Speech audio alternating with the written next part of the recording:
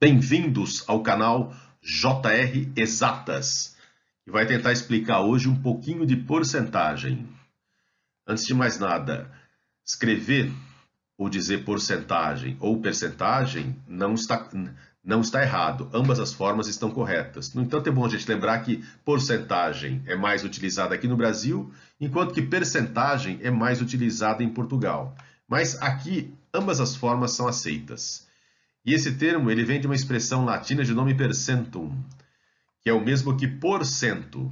Porcento é algo que a gente deve entender como dividido por 100. Então aqui está o conceito básico de porcentagem, você dividir algo por 100. Nesse caso, o denominador é fixo em 100, enquanto que o que vai mudar é o numerador. O 100 ele vai sempre ser entendido como sendo o todo.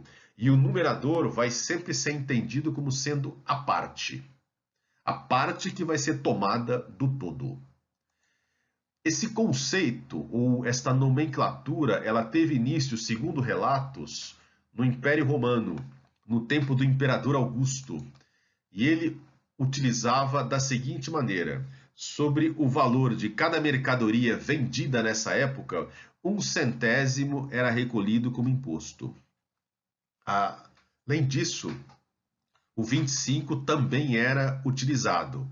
Sobre o valor de cada escravo vendido, 1/25 era recolhido como imposto. No entanto, só a partir do 15º século é que o 100 começou a ficar famoso. Neste século, houve uma grande intensificação comercial. E o que justificou essa intensificação é que, nesse período, marcou-se a era das grandes navegações, ou seja, a era dos descobrimentos. E só a título de curiosidade, marcou-se também o fim da Idade Média e o início da Idade Moderna, e com isso, adeus feudalismo. Mas, voltando para cá, nesse período efervescente, termos como lucros, como juros, começaram a ficar mais audíveis, mas não havia uma maneira comum de se representar.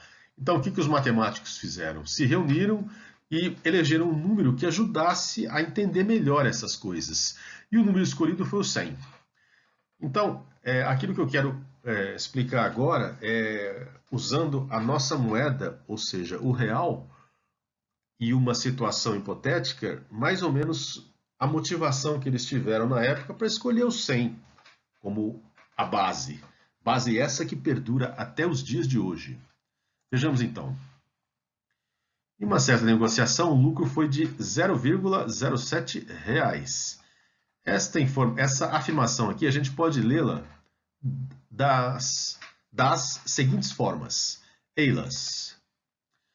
Eu digo, lucrou-se 70 centavos a cada R$ 10, ou ainda, lucrou-se R$ 7 a cada R$ 100, ou então lucrou-se R$ 70 a cada R$ 1.000. Essas três aqui é mais amigável, o que é um pouco mais fácil de entender e de relacionar as coisas, ou seja, a parte e o todo, é a segunda opção. Então, foi mais ou menos desse jeito, usando esse raciocínio, daquilo que ficava mais amigável, que o número 100 foi escolhido. E agora a gente vai explicar rapidamente o símbolo escolhido para isso, que passou também por alguma evolução, e aí a gente começa nos exemplos práticos. Vejamos a evolução que teve o símbolo que representa a porcentagem. Do século XV até o século XIX, houve algumas mudanças, resultando a última no século XIX nesse símbolo aqui, que é o que nós usamos hoje para representar a porcentagem. Então, a gente pode dizer que se alguma coisa for ladeada por este símbolo aqui, significa dizer que esta alguma coisa deverá ser dividida por 100. Genericamente falando, o logotipo, por exemplo, se eu ladeá-lo pelo símbolo de porcentagem, o que eu tenho que fazer? Dividir ele por 100. Simples assim. E esse é o conceito básico de porcentagem, onde o denominador, que é o 100, ele é constante, não muda. O numerador é que vai mudar. No caso aqui, ele pode ser um número real. menos 7, menos 9, 1, 2, 7, 20 e assim por diante. E a interpretação que a gente faz disso é simples, é só dividir a parte pelo todo, onde o nosso todo aqui é sempre fixo e igual a 100. O que vai mudar é só a parte. Então, este é o conceito de porcentagem, é o que a gente precisa saber sobre porcentagem. Com esse conceito, a gente consegue fazer tudo a respeito de porcentagem. E nesse caso, a gente vai dar alguns exemplos de uso desses conceitos aqui. Nessa situação aqui, um síndico foi eleito por unanimidade. Qual então a porcentagem de votos que ele teve? Bom, esse exercício ele não consta de nenhum número, mas a resposta deve ser numérica. Então, antes de mais nada, eu vou lançar a mão da definição. O que a definição me garante? Que eu tenho que ter a parte pelo todo para poder pensar em porcentagem. Então, eu coloco aqui esta definição, que é por ela que eu vou resolver o problema, e volto, analiso novamente a situação. Eu vejo que essa palavrinha aqui vai me dar mais dados. Unanimidade significa que todo mundo que estava lá votou no síndico. 5, 7, 21, 33, 100, enfim. Quem estava lá votou no síndico, todos votaram. Então, eu consigo tirar dessa palavra o total de pessoas que tinham lá, o todo. Unanimidade fala que todos que estavam lá votaram no síndico. Ora, então o que eu faço? Eu escrevo o todo aqui. Deixa eu mudar de caneta aqui só para explicar. A unanimidade me garante esse todo aqui. Essa palavrinha aqui. Então eu tenho o total. Agora, quem votou no síndico? Todos, que é o que a unanimidade me fala. Então eu vou escrever todo, garantido também por essa palavrinha aqui.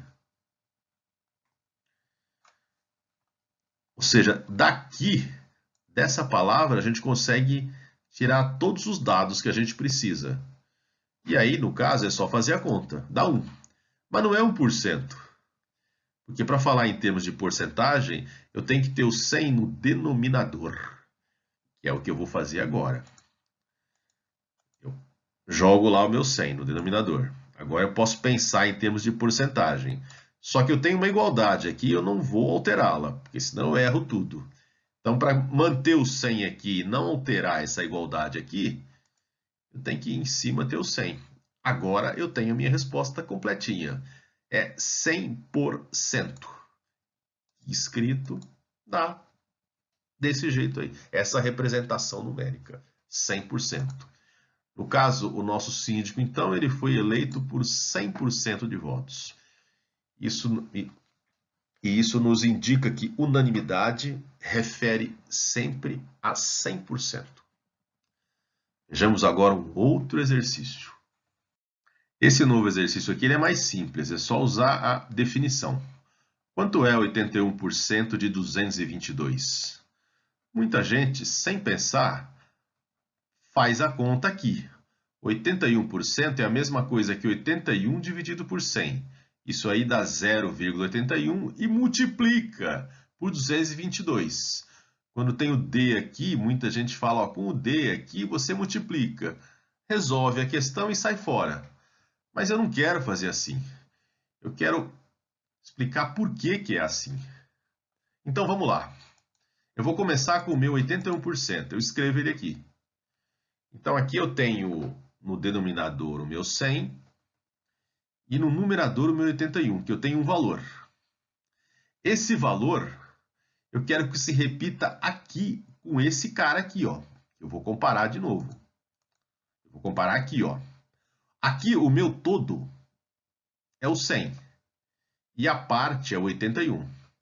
Então eu quero uma igualdade onde, dado o meu todo 222 aqui, Quanto que eu tenho que pegar em cima, que eu vou chamar de P no numerador, para que eu tenha a mesma igualdade?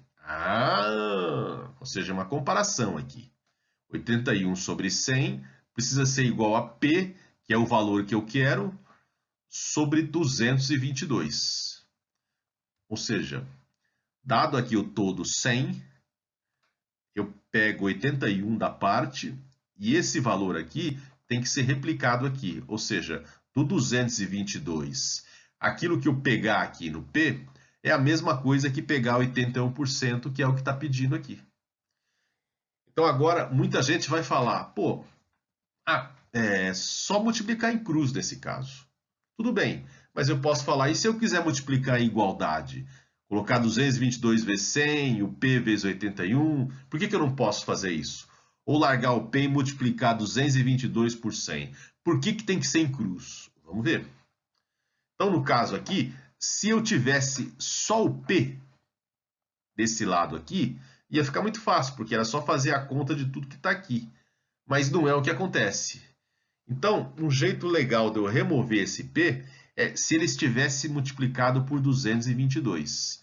Aí corta o 222 com 222, ou simplifica 222 por 222 e o P ficaria isolado. Então é isso que eu vou fazer. Escrevo as coisas aqui, né? Replico e faço a multiplicação. Então eu consegui resolver o problema de isolar o meu P. O P está aqui e o resto está aqui. Só que desse jeito não fica certo, porque eu tenho que ter uma igualdade. Então, se eu fiz vezes 222 do lado direito, do lado esquerdo eu tenho que fazer a mesma coisa, senão altera. Que é o que eu vou fazer então. Pronto. Agora sim.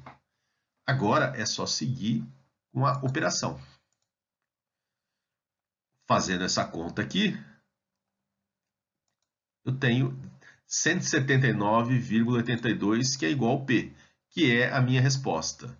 Ou seja, 81% de 222 é a mesma coisa que 179,82.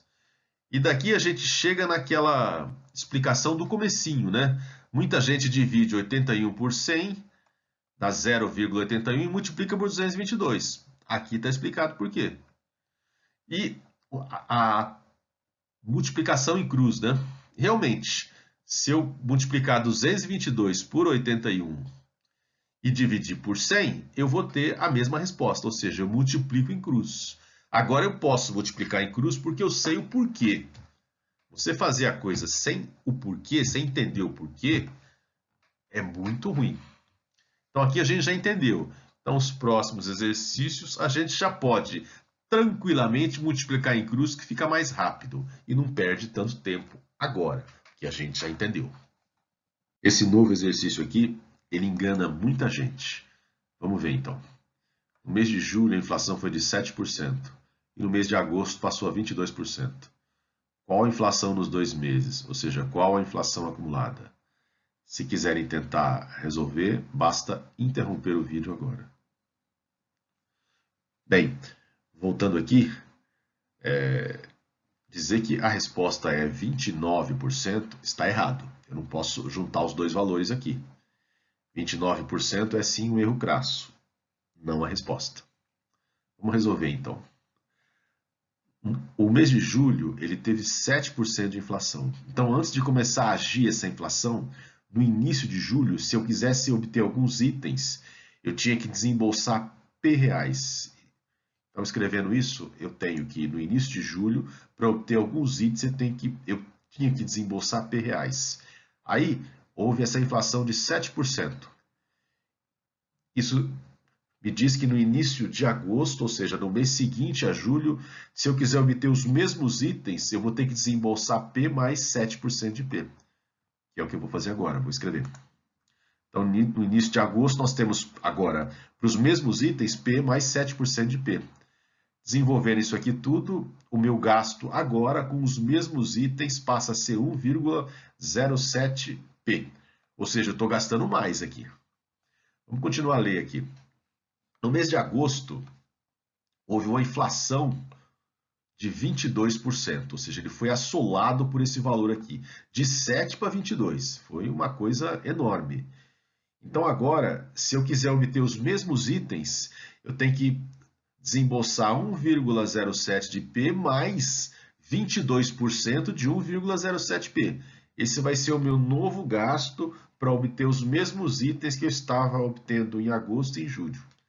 Então, escrevendo, nós temos que no início de setembro, né, que é o mês seguinte, após 2 meses, eu desembolso 1,07 de P mais 22% de 1,07 de P. Continuando a conta, o meu gasto total é 1,305P. Então aqui é que está a resposta pedida nesta questão aqui. Vamos desenvolver isso aqui então de um modo mais claro e de modo tal que a resposta fique evidente.